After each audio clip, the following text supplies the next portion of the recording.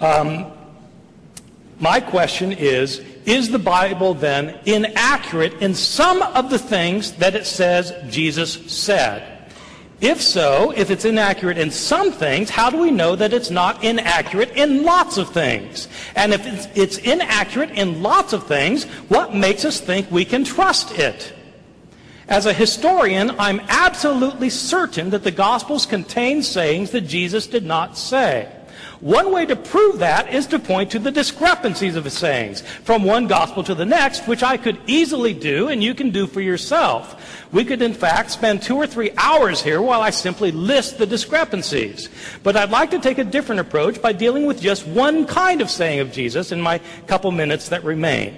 There is no doubt that in the Gospel of John, the 4th Gospel, Jesus understands himself to be God and explicitly calls himself divine.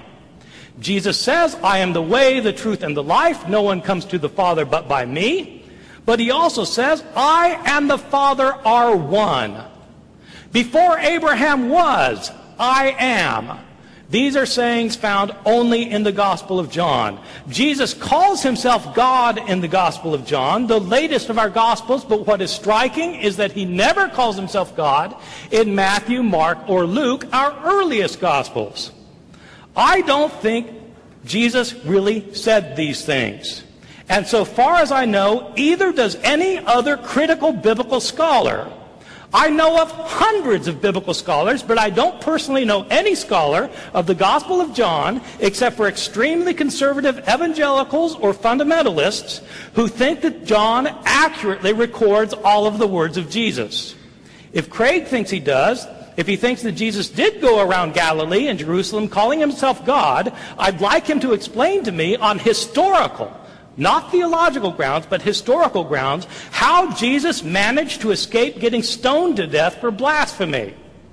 And more important, how it is that Matthew, Mark, and Luke don't record him calling himself God.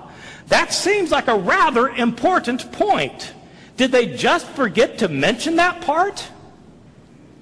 And why is it that whenever you read the Gospel of John, it doesn't matter what part of John you read, whether you read the words of John the Baptist, the words of Jesus, or the words of the narrator who's writing the gospel, all three sound exactly alike.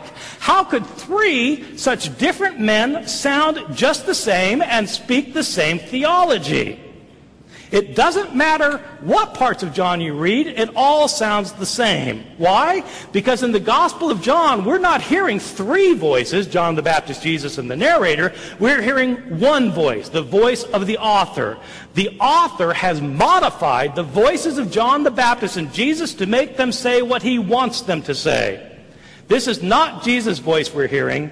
It's the voice of the Gospel of John, the author. Why does this matter? Because people in our world continue to ask, is Jesus who he said he was? If you read the Gospel of John, you don't learn who Jesus said he was. You learn who John said he was.